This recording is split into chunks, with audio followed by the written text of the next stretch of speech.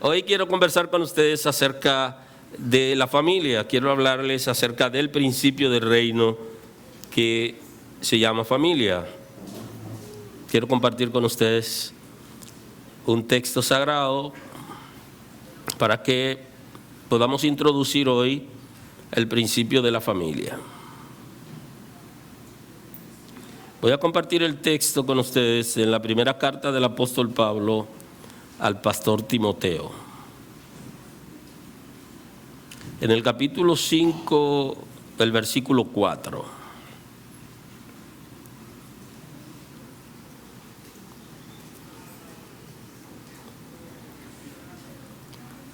Así dice el texto sagrado en el día de hoy, en la primera carta del apóstol Pablo al pastor Timoteo, capítulo 5, versículo 4, en el nombre de Jesús. Pero si alguna viuda tiene hijos o nietos, que aprendan estos primero a ser piadosos para con su propia familia y a recompensar a sus padres, porque esto es bueno y agradable delante de Dios. Porque si alguno no provee para los suyos, mayormente para los de su casa, ha negado la fe y es peor que un incrédulo. Yo fui al versículo 8, así que usted lo va a encontrar ahí. Lo dice, lo que pasa que en el 8 que dice eso. Entonces debía haberle dicho el capítulo 5, versículo 4 y el 8. Pero se lo digo ahora. Así que gócese y disfrute. Muy amable, pueden sentarse. Hablamos del principio, estamos hablando de los principios del reino, así que hablo del principio de la familia. Todos nosotros tenemos familia, aun como cuando algunos no fueron reconocidos por sus padres, pero tienen familia. Lo criaron los abuelos o alguna familia lo adoptó, pero tiene familia. O sea que ese concepto, en términos general, es fácil de digerir. Es mi familia.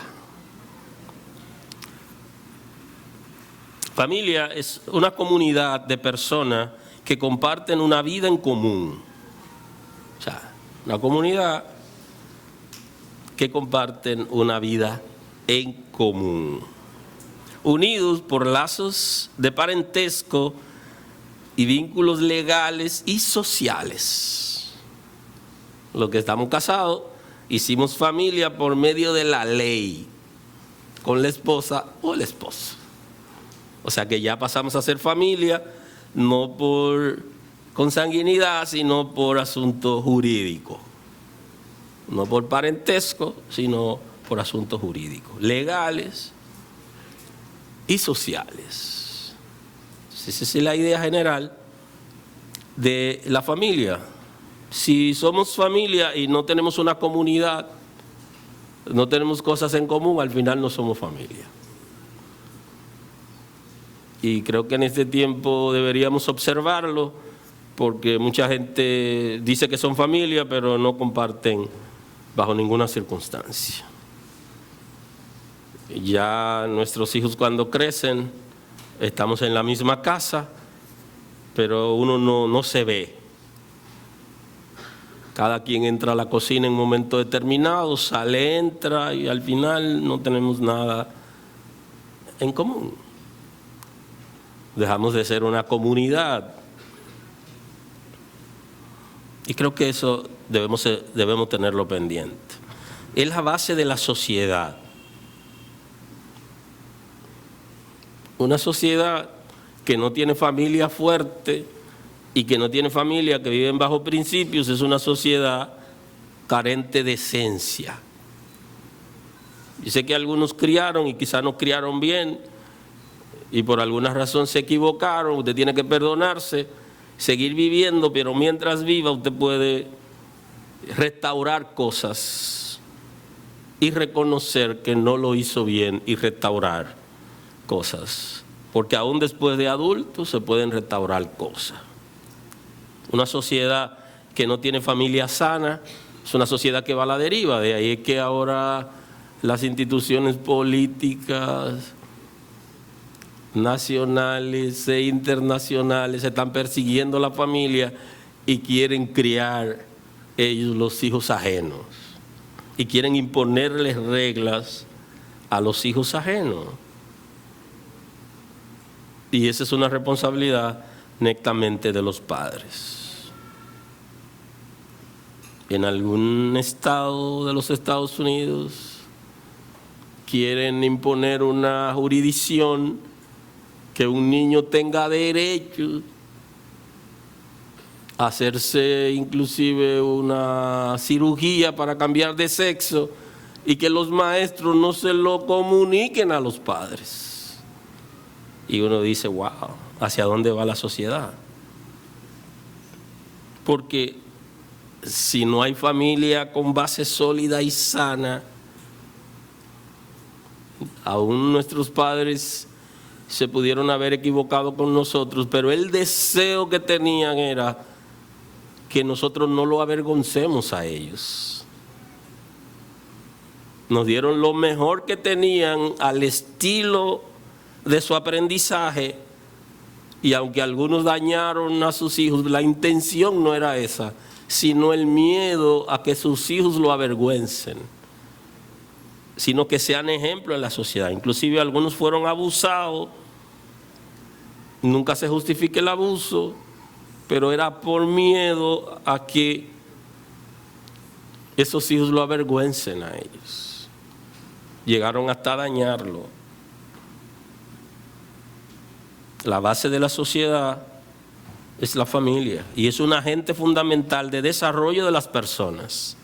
Y este es un compromiso que nosotros tenemos que asumir, que en familia es que la gente se desarrolla, la gente aprende, la gente se educa, la gente se disciplina, la gente se orienta, se le enseñan principios.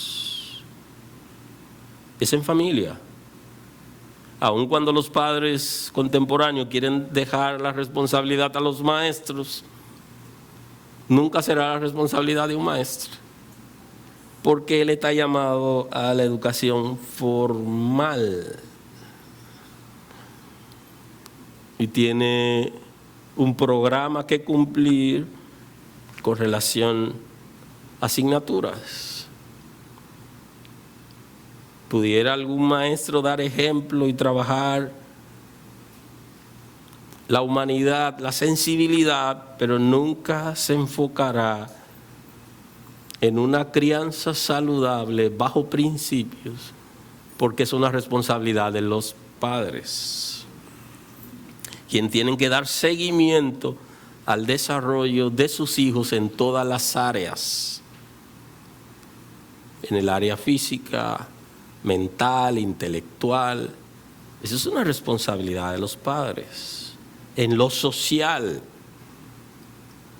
si bien es cierto que algunas personas nacemos con ciertas situaciones, ¿verdad?, en las que se nos hace difícil comunicar lo que sentimos, como por ser introvertidos, otros son extrovertidos, algunos son tímidos, pero en la familia la gente aprende a socializar,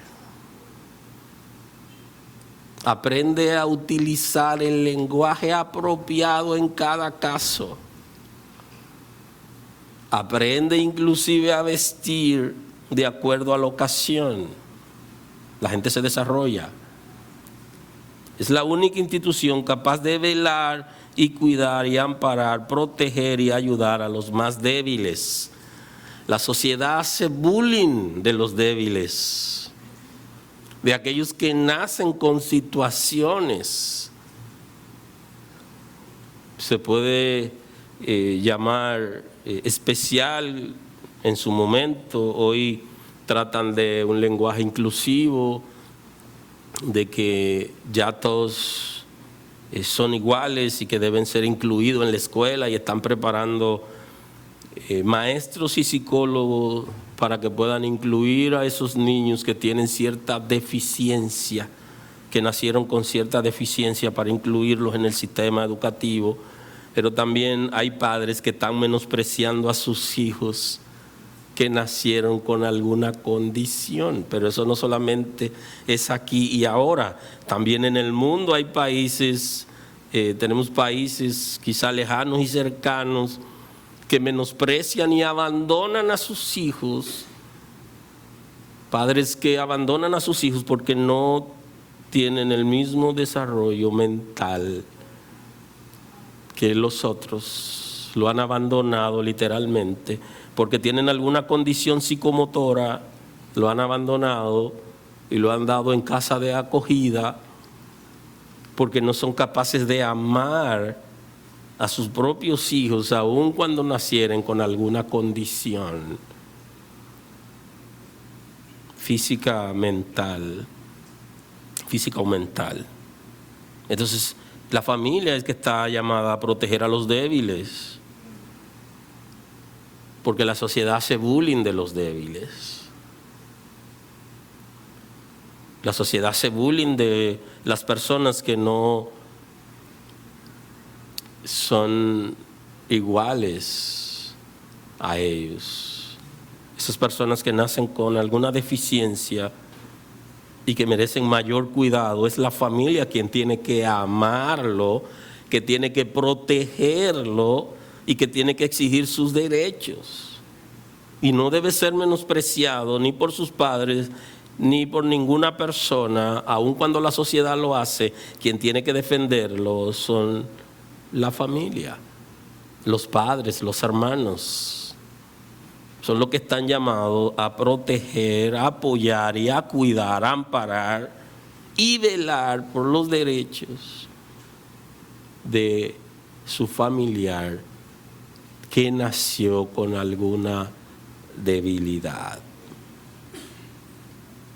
Y estamos llamados a que en la familia se enseñe, se eduque y discipline,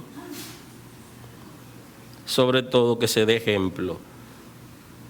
Muchos padres están delegando la responsabilidad de disciplinar a los hijos y otros han malinterpretado el concepto de disciplinar y creen que es dando golpe que se disciplina.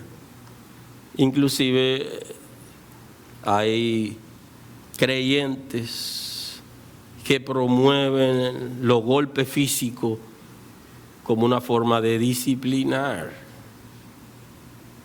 Y el concepto es de educar, de enseñar. Que esa es nuestra responsabilidad. Una de nuestras responsabilidades es que en la casa podamos educar.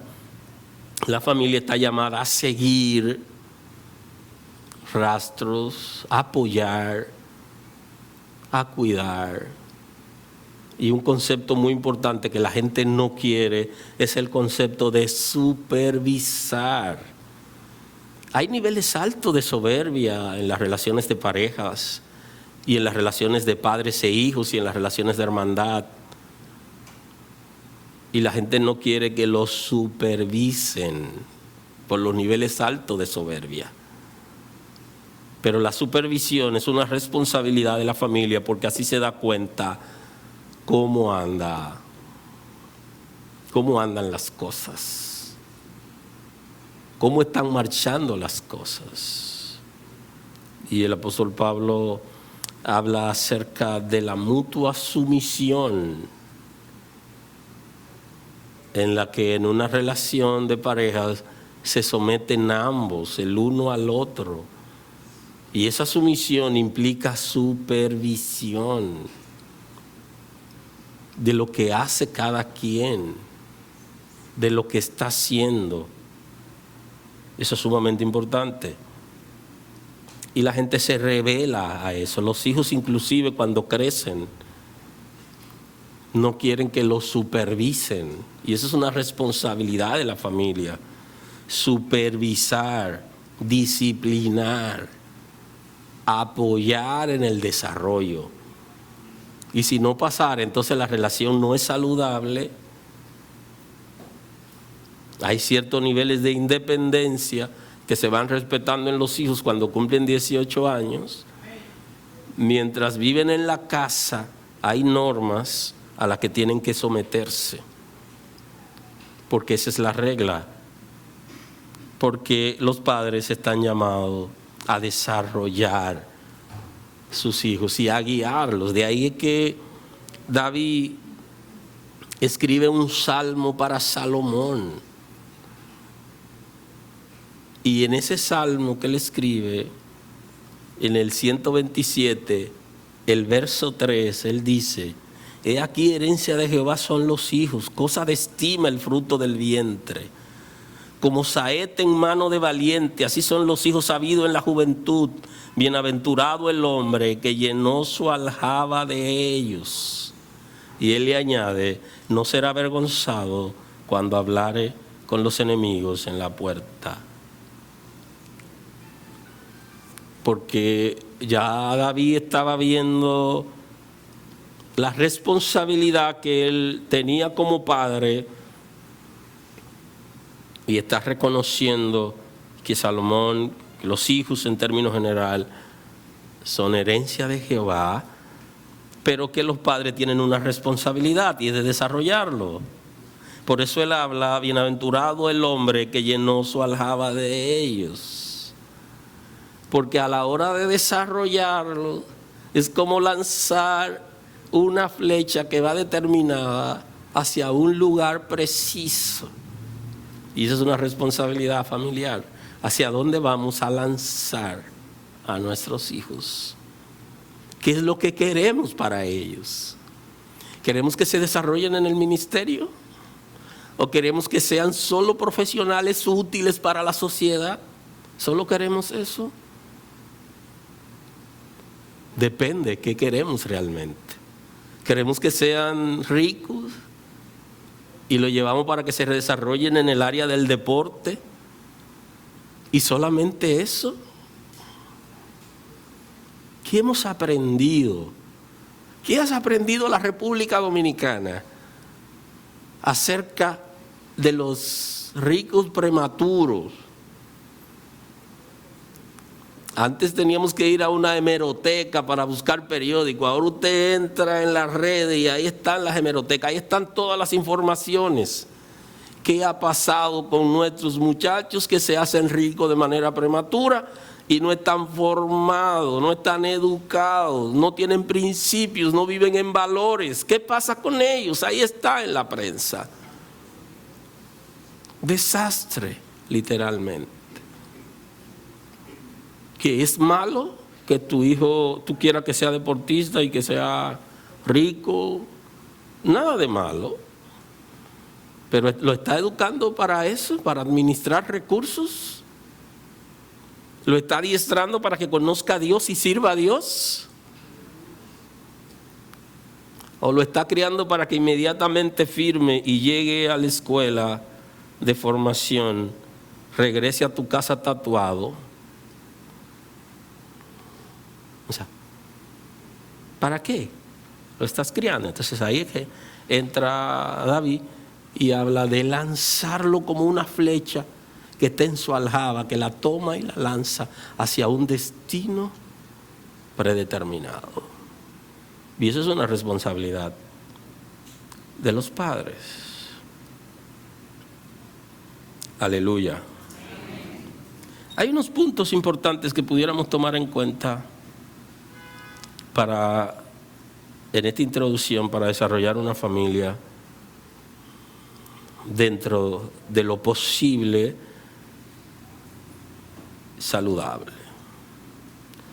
Una de las recomendaciones de los expertos es que haya más diálogo y menos confrontaciones.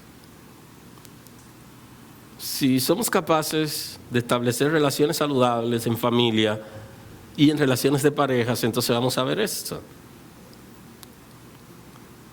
Que tengamos más conversaciones, menos confrontaciones. ¿Es malo confrontar? No. La Escritura da todo un manual para confrontar. Pero vamos a vivir todo el tiempo confrontando. Tiene que haber más diálogo, más conversaciones sanas, conversaciones inclusive que pueden prevenir.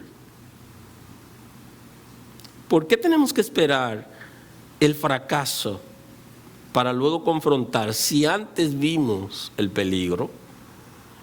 Y no lo hacen los evangélicos en las iglesias, que cuando reciben la noticia de que alguien ha fracasado en su relación con Dios o ha pasado algún escándalo público, ellos dicen, yo sabía eso, yo lo vi venir. ¿Qué? ¿Sirven a Dios esa gente? Póngalo entre comillas, porque si ellos sabían el peligro y no se lo avisaron, son enemigos de Dios y de la gente que ha caído. Usted ve que no se puede hacer lengua suelta. Que Dios me lo reveló. Dios te lo reveló. Es posible que Dios le revele cosas a impíos. Eso es verdad. Eso es verdad. Pero ¿qué hiciste para evitar eso? En la familia, en cambio, debería existir los elementos preventivos, donde usted ve que hay peligro, que hay un riesgo, y entonces usted previene. Y la Biblia se escribió con el propósito de prevenir el pecado. O sea que la intención de Dios es prevenir. Y nosotros en familia tenemos que aprender a prevenir. Es difícil que la gente de la iglesia lo entiendan, porque mucha gente está compitiendo los unos con los otros y quieren ver al otro abajo. Eso es raro, ese no es el reino de Dios. Bueno, pero esas cosas pudieran pasar. Pero la iglesia también debería prevenir, ayudar a la gente para que la gente no caiga en pecado, en errores, en desgracia. Deberíamos.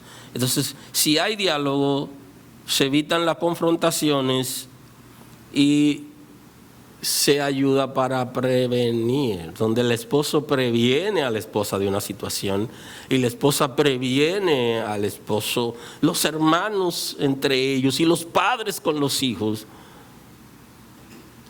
Yo creo que la manera en que te está manejando te puede pasar esto, o sea, eso es prevención y es saludable en una relación. Y la iglesia debería estar fundada en esos principios de prevención, donde mutuamente oramos uno por los otros, nos identificamos y apoyamos la causa.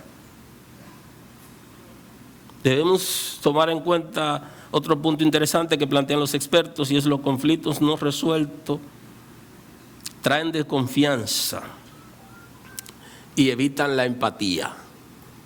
O sea que la familia que tiene conflictos resueltos, va a haber empatía entre ellos. Porque cuando usted está en conflicto con alguien, usted no se identifica, usted se mantiene de lejito, observando qué puede pasar. De manera que hay que resolver los conflictos, porque esto fortalece la confianza y la empatía. En una familia donde no hay confianza, usted no ve que hay empatía porque hay conflictos secretos que lo saben manejar los adultos entre ellos y que solamente los hijos se huelen. Los conflictos hay que resolverlos. No podemos dejar que se acumule tantas cosas, hay que abrir el corazón libremente y presentar solución. Ya saben que los expertos plantean que los conflictos resueltos fortalecen, generan confianza y empatía. Si todavía usted tiene conflictos en su familia, su relación de pareja y con sus hijos, y no pretende resolverlo, van a estar juntos, pero a la vez separados.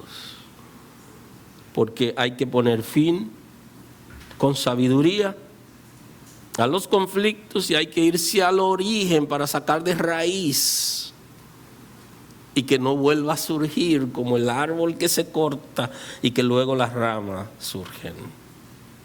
Hay que ir a la raíz. Dicen también los expertos que tenemos que evitar discusiones intensas, que las discusiones no deben prolongarse ni deben ser tan intensas. Al final, ¿somos familia o no? Somos familia. ¿Y cuál es el propósito? Es resolver.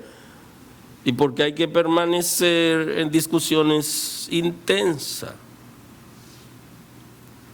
Cuando las discusiones son sabias, los análisis son sabios, fortalece vínculos sanos en la familia. Así que si usted quiere tener una familia sana, tener vínculos sanos en la relación de pareja y con los hijos, trate de no ser un gallito de pelea, ni ser un hombre refunfuñón, ni una mujer pelética. Porque la gente le tiene miedo a los refunfuñones y a la pelética hacen coger la loma. Entonces usted necesita tener vínculos sanos, que no le tengan miedo, que el lugar que se llama hogar, que representa a la familia, en sentido general siga siendo una hoguera, un lugar donde la gente que tiene frío va a calentarse y todo el mundo quiere llegar a ese hogar. Pero cuando la gente no quiere llegar a su casa, sea la pareja o los hijos, hay problema. ¿Qué está pasando? Porque en el tiempo libre deberíamos querer estar en casa. ¿Alguien está aquí hoy? Si es hogar y el concepto de hoguera, un lugar donde cuando hace frío la gente se calienta y está haciendo frío en la calle, ¿para dónde que hay que ir? Ahora, si el hogar dejó de ser lo que es en una familia, todo el mundo quiere estar distante. Evite las frases lastimosas y cuídese de los prefijos nunca, siempre, porque tú. Y recomiendan a las mujeres dejar de poner la mano en el hombro. I told you. Te lo dije. O sea, evite tú siempre, tú nunca, evite esos prefijos que ayudarán, o mejor dicho, desayudarán la relación y provocarán un bloqueo para que no escuchen. Aprenda a soltar el pasado y para esto usted tiene que aprender a sanar. La única manera de nosotros soltar el pasado es si somos sanados. Porque las cosas del pasado las arrastramos.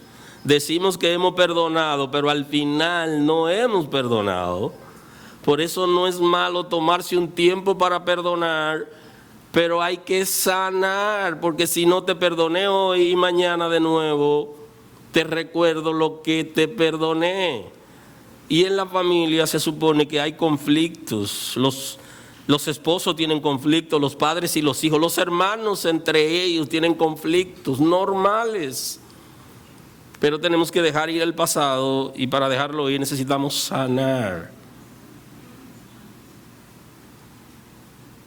Y cuidemos las confrontaciones públicas. Aún en la familia hay que cuidar las confrontaciones públicas. Porque confrontar a la gente públicamente, si no es porque la persona lo ha demandado en público, que hace una pregunta o hace un comentario, fuera de eso, si usted le quiere decir algo a alguien en la familia, llámelo aparte. Y si alguno le confió algo a usted en la familia, manéjelo como secreto y que la persona, cuando decida que las otras personas de la familia lo sepan, que él mismo lo comunique a la familia. Eso ayudará considerablemente. En el Antiguo Testamento nosotros encontramos una crisis que estaba viviendo el pueblo de Israel, y yo siempre que leo el texto en la Biblia hago un análisis de la familia contemporánea y yo me pregunto, ¿puedo yo decir lo que dijo Josué? Y esa es una pregunta importante, porque es posible que algunos de nosotros no podamos decir como dijo Josué. ¿Qué? Es posible que sí, es posible que no. Josué dice en el capítulo 24, el versículo 14, ahora pues temed a Jehová y servirle con integridad y verdad. Un desafío al servir a Dios de todo corazón, con integridad y verdad. Quitad de entre vosotros los dioses a los cuales sirvieron vuestros padres al otro lado del río y en Egipto. Servid a Jehová. Si mal os parece servir a Jehová, escogeos hoy a quien sirváis. Si a los dioses a quienes sirvieron vuestros padres cuando estuvieron al otro lado del río, o a los dioses de los amorreos en cuya tierra habitáis, pero yo y mi casa serviremos a Jehová. Josué dice, pero yo y mi casa serviremos a Jehová.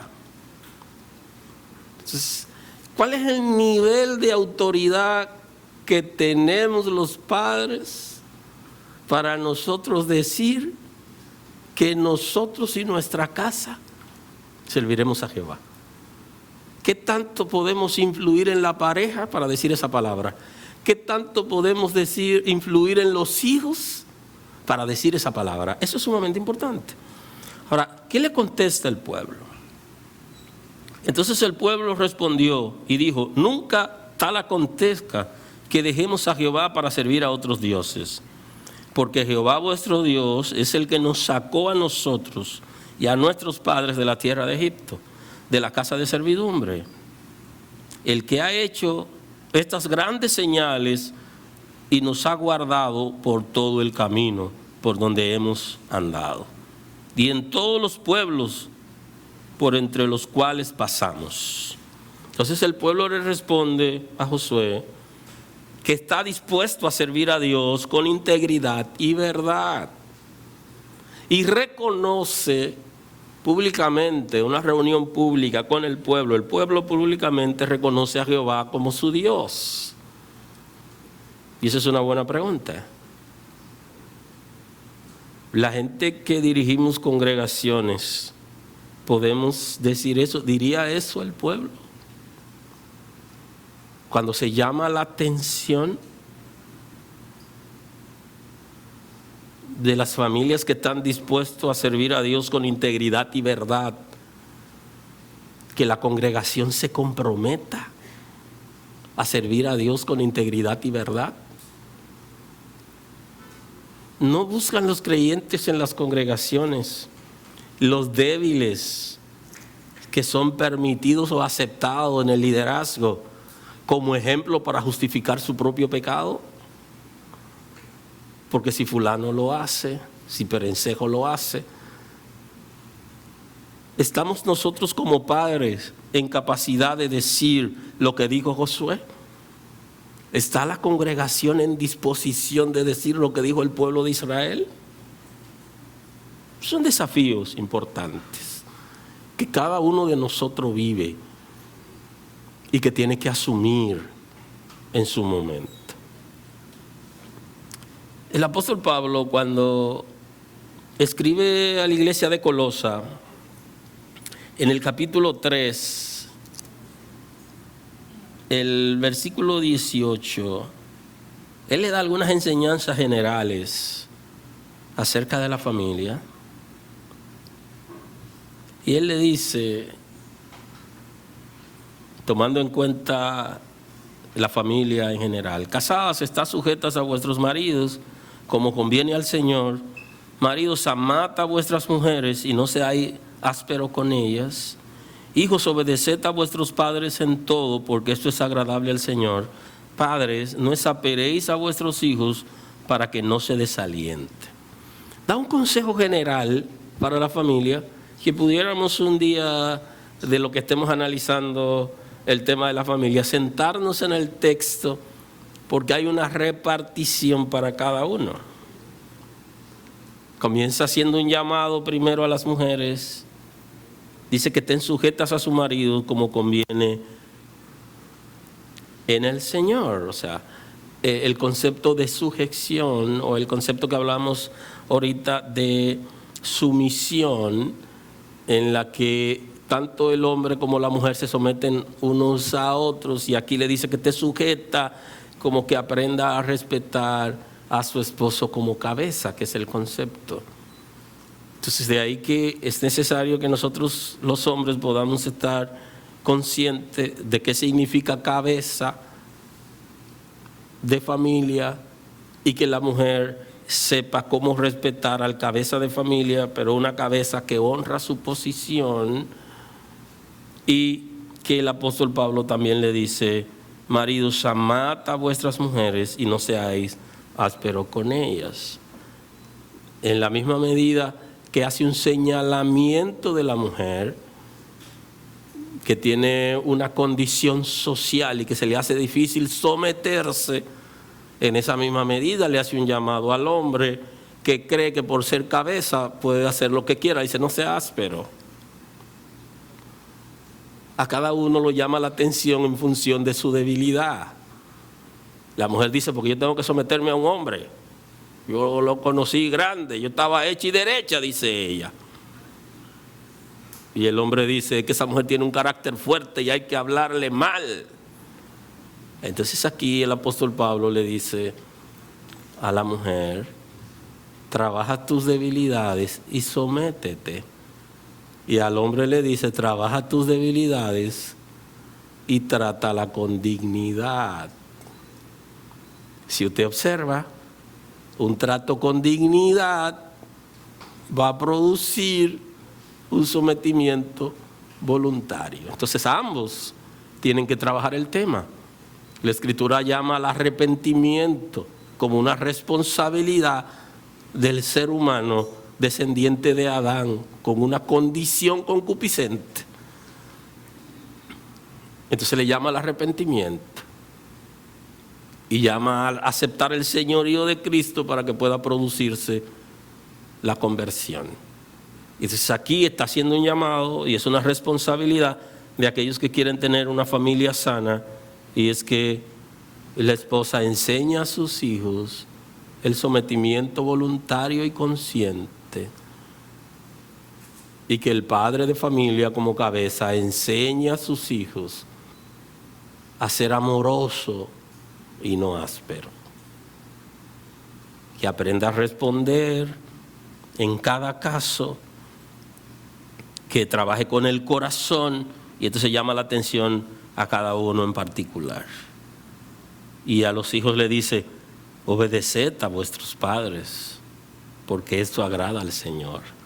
Le dice a los hijos que en medio de una sociedad carente de valores, de principios,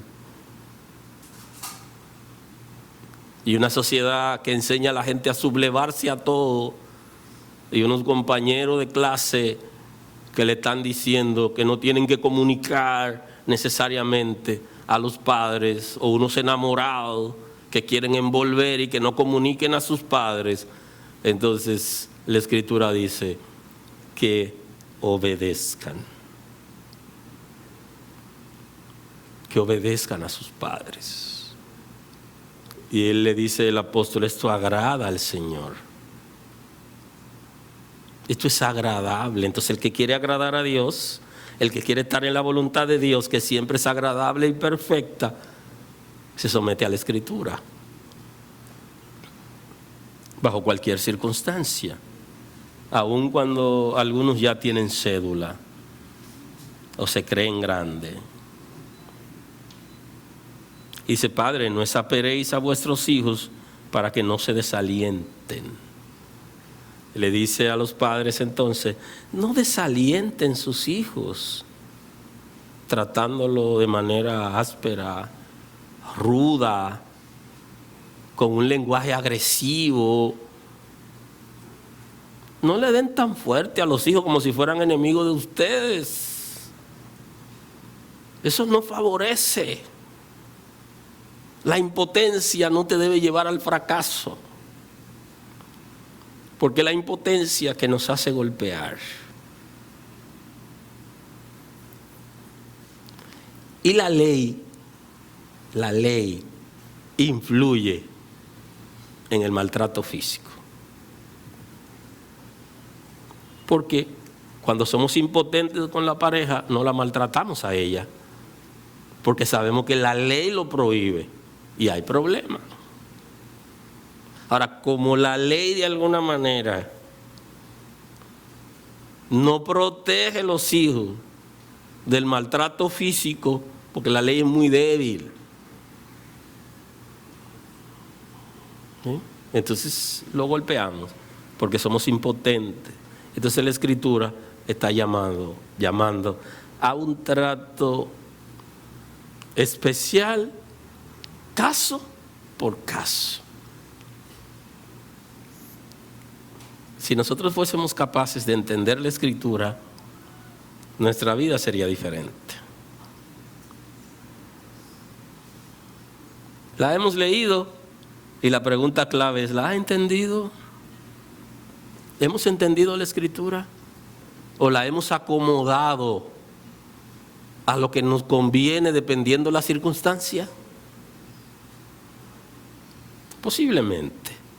¿Qué me conviene de la Escritura? ¿Qué tomar? ¿Qué quitar? Entonces en la familia tenemos que volver a la Escritura. Si somos capaces de regresar a la Escritura, la familia sería diferente, porque el trato entre hermanos cambiará en la misma medida que la pareja se lleva mejor. Y en la misma medida que tenemos un lenguaje apropiado y un trato exclusivo. Permítame ver con ustedes un caso interesante que el apóstol Pablo le escribe al pastor Timoteo. Él está hablando acerca de la responsabilidad que tiene la iglesia de apoyar a la gente que tienen escasos recursos. Y está hablando en el nuevo pacto. Está hablando a la iglesia ya en el nuevo pacto. Le está diciendo qué trato debe darle a las personas que tienen necesidades económicas, necesidades de alimentación en la congregación. Y señala uno de los casos de vulnerabilidad que son las viudas. Algunas de ellas tienen hijos pequeños y otras tienen hijos adultos.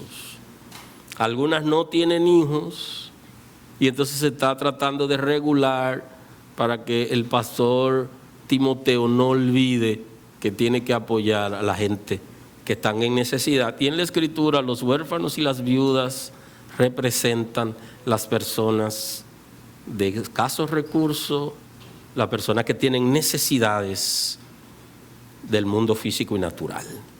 Y entonces se le dice, con relación a las viudas, que tenga cuidado y que si una viuda tiene menos de 60 años, se pone coqueta y se casa. Pero que si la viuda ya pasa de 60 años, de alguna manera, ella está dispuesta a quedarse orando en la iglesia, ministrando la palabra y aconsejando, ¿verdad?, a las hermanas. Le dice, ayúdala, que el obrero es digno de su salario y no se le pone bozal al buey que trilla, ayúdala. Ahora, si ella es joven, que se case y que su marido la mantenga.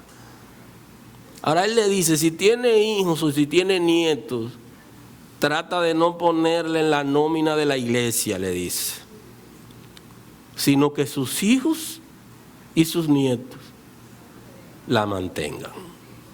O sea, él está estableciendo una regulación en la gracia con el pastor Timoteo. Y él le dice, pero si alguna viuda tiene hijos o nietos, aprendan estos primero a ser piadoso para con su propia familia y a recompensar a sus padres, porque esto es lo bueno y agradable delante de Dios. Fíjense qué interesante, porque aquí incluye a los nietos. Y hay un desafío aquí. ¿Habrá algún nieto aquí que entienda este mensaje? Que cuando la abuela esté en necesidad, él pueda trabajar para sostenerla. Se dañó el mensaje. Porque inclusive muchos no son capaces de trabajar para sostener a sus padres, estando en las congregaciones y en posiciones de liderazgo. Ni siquiera saben si el papá compró la pastilla de la presión. Por el contrario, quieren la herencia rápido. Entonces no se la van a comprar. Y en cualquier momento llegan a la casa diciendo que me den lo mío.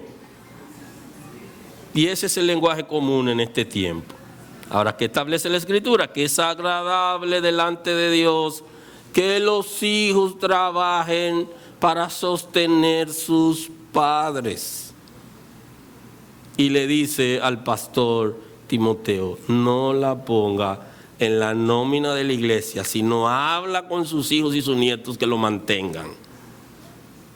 Fíjese usted, ¿qué autoridad tiene un pastor de hoy para decirle a miembros de las congregaciones que tienen que sacarle de lo que ganan mensualmente una porción para sus padres? No hay mucha autoridad.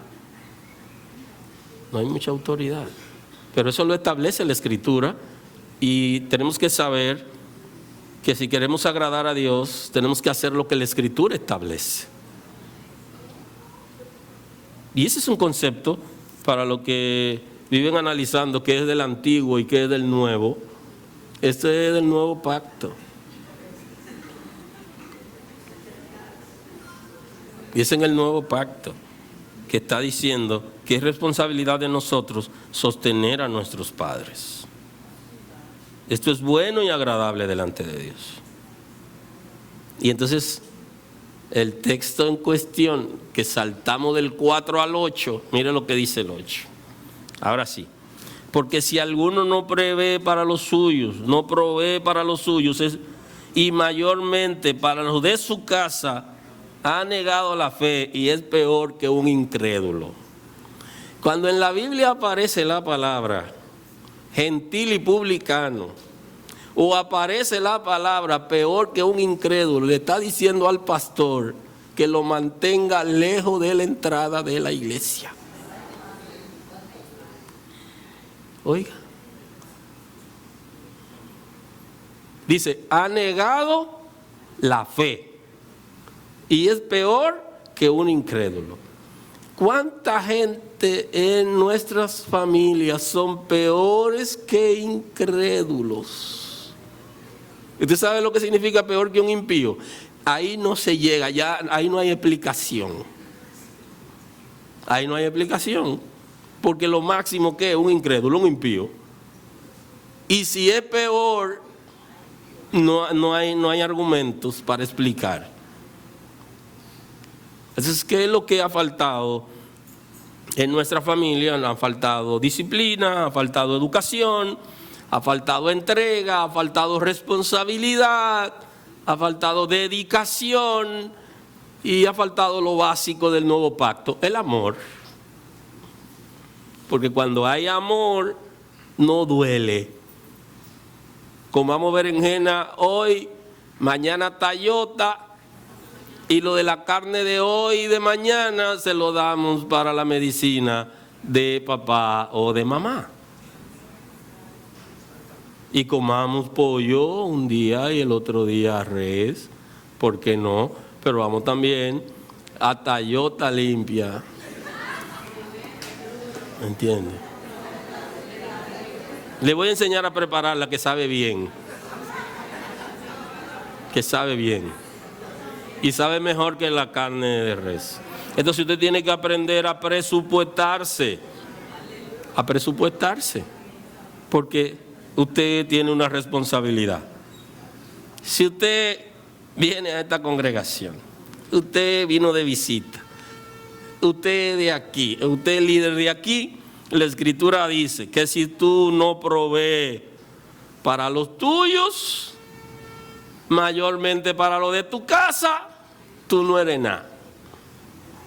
Nos están engañando, literalmente. Porque si no aman su familia, ¿cómo podrán amarnos a nosotros? Si no aman a Dios, no aman la palabra de Dios, ¿cómo podrán amarnos a nosotros? Todo esto es camuflaje. Es camuflaje. Y así le grita la madre al niño: no lo parta, que es camuflaje. El que se come está aquí. Tómalo. Porque ese pudín que se ve tan hermoso y delicado, lo diseñaron para fotografía. Y eso se llama pose en la fotogenia. Vivamos realidades, comprometámonos con el Señor, vivamos para Él, volvámonos a la Escritura y tendremos familia sana. Y después se preguntan: ¿y por qué es que el Señor no me bendice? Porque hay un secreto en la Escritura. Hay un secreto en obedecerla, en vivir para Dios. Hay un secreto. Y entonces usted lo va a descubrir en la misma medida que usted acepta desafío. En esa misma medida usted va a comenzar a ver cómo florece en el desierto, cómo florecen los árboles en el desierto. Permítame cerrar en el día de hoy para que disfrutemos de la cena del Señor. Y voy a cerrar con unos posibles temas para el futuro en la casa. Hay una diferencia entre lo que es la familia que establece las Sagradas Escrituras y la familia que muchos creyentes estamos formando. Hay una posible diferencia y debiéramos estar pendientes, porque nuestra familia debería ser la bíblica, no el diseño del mundo. La familia contemporánea de muchísima gente que asiste a las congregaciones son familias sin compromiso. No están sujetas a la Escritura. El modelo no es el de la Escritura. Y tenemos grandes desafíos, que es volvernos a la Escritura. Y para eso tenemos que entenderla. Entender lo que dice la Escritura y tener una vida con libertad en la presencia del Señor. Tenemos grandes amenazas hoy como familia. Y la primera es conformarse al mundo. Y ya la Escritura lo ha establecido: no se conformen al mundo. No críen sus hijos como los impíos crían sus hijos. Sus hijos estarán entre ellos, porque usted no lo puede sacar del mundo. Porque aquí no proponemos la vida monástica, no la proponemos. Pero usted debe criar a sus hijos en ejemplo. Usted tiene que enseñarle la palabra. Usted tiene que guiarlos para Dios. Esa es su responsabilidad, independientemente de lo que está pasando allá afuera. Usted tiene que resistir la tendencia del mundo contemporáneo. Hay que resistir esas tentaciones. No va a separar a sus hijos de la sociedad. Quizás algunos han propuesto que sus hijos estén en colegios donde todos los que estudian sean cristianos. Ese fue mi caso. Yo tuve la oportunidad, pero yo también sé que ahí aún se cuecen habas y que también habían muchachos que no necesariamente tenían comportamiento cristiano. No quiere decir que tenemos necesariamente que tenerlos en escuela donde los maestros sean cristianos y los estudiantes todos sean cristianos. No necesariamente. Lo que tenemos que enseñarle a ellos la palabra de Dios y la vida de principios para que ellos tengan un norte, ellos estén claros de qué cosa conviene y las amenazas que tiene la sociedad de hoy. Tenemos que enseñarle a identificarla y que ellos amen a Dios y sirvan a Dios. Ese fue el propósito de Dios crear la familia, de que tengamos una descendencia para Dios y que nuestra familia sea marcada. Mis padres no conocieron al Señor antes, sino que lo conocieron después de mí, pero en mi caso yo conozco al Señor y yo quiero que mi descendencia conozca al Señor y que mi familia sea marcada desde ahora y para siempre por la palabra de Dios. Entonces hay un propósito, y ahí es donde entra David con relación a Salomón, de la flecha, ¿verdad?, que toma de su aljaba para lanzar. Y que debemos estar pendientes de cómo los gobiernos y cómo las instituciones que agrupan gobiernos del mundo han decidido perseguir nuestra familia con un propósito de una agenda que se llama 2030, que algunos expertos le han llamado religión pagana. Lo mismo políticos y analistas internacionales le han llamado religión pagana, porque su contenido es estratégico para desviar, corromper las familias. Es como si nosotros pagáramos funcionarios con nuestros impuestos para que intenten dañar nuestra familia. Como si pagáramos como nación, con los impuestos de la nación, la membresía de nuestro país en instituciones y organismos internacionales para que se junten contra las familias a nivel mundial.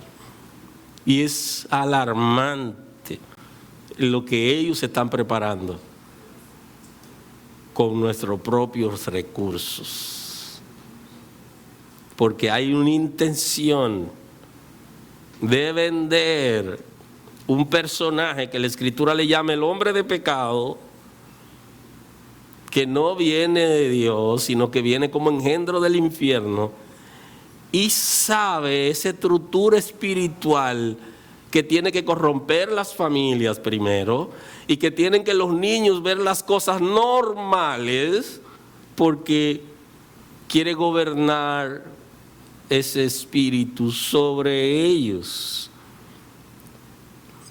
Y nosotros debemos estar claros que es nuestra responsabilidad proteger, velar por nuestra familia, educarlo en la palabra de Dios, en principios y valores, para que ellos estén claros y puedan resistir.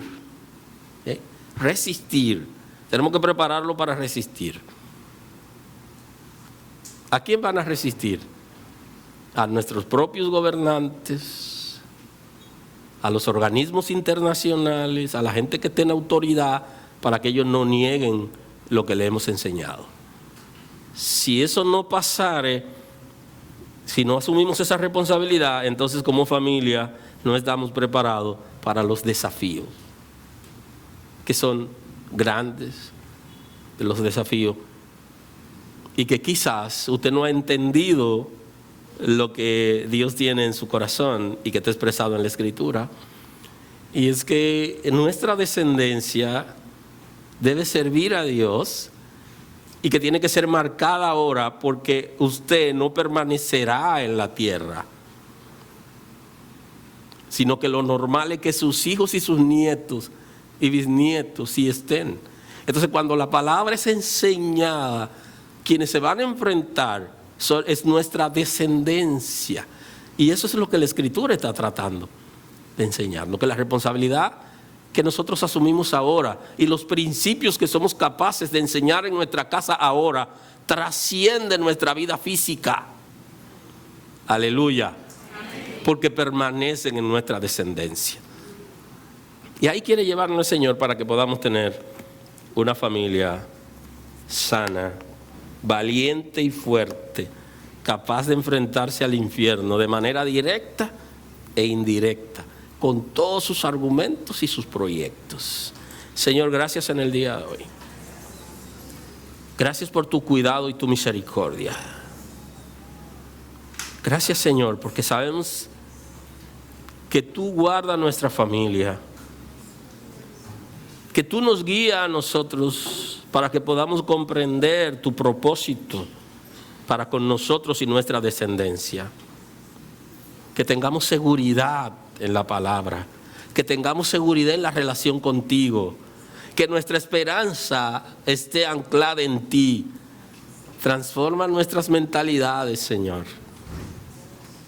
Danos la revelación de la palabra, Señor. Que nosotros podamos entender los tiempos que nos ha tocado vivir y los tiempos que vivirá nuestra descendencia. Y que seamos capaces de formar nuestra descendencia en la palabra, guiarlos a ti. Mira que algunos de nosotros hemos descuidado a nuestros padres, Señor. Perdónanos, danos la sabiduría, Señor, y danos la capacidad para administrar los recursos que tú has puesto en nuestras manos para poder bendecir, Señor, la vida de nuestros padres de manera íntegra, Señor. Sabemos que es agradable delante de tus ojos que vivamos de acuerdo a lo que la palabra ha establecido. Gracias, Señor. También, Señor, te pedimos en el día de hoy por la cena que vamos a compartir, por la mesa sagrada que vamos a compartir, Señor, que podamos compartirla libremente, Señor, y que cause en nosotros bendición por la obediencia a la palabra. Gracias porque prepara nuestros corazones, porque tú bendices el pan y la copa, porque tú generas entre nosotros, Señor, fortaleza, vínculos fuertes, tolerancia, apoyo, que tu amor fluya en el cuerpo. Gracias, Señor, porque tú lo haces. Honor y gloria a tu nombre. Mira a cada uno de los líderes que van a participar, Señor, repartiendo el pan y la copa al pueblo. Cada una de las personas que van a participar de la mesa sagrada y del ministerio de servicios que va a guiar al pueblo. Que todos estemos en consonancia con tu espíritu, con tu palabra, con la armonía que requiere en una casa espiritual que responde a tus intereses, que vive para ti, Señor. Gracias porque lo hace. Gracias, Señor. Honor y gloria a tu nombre. Muchas gracias. Aleluya.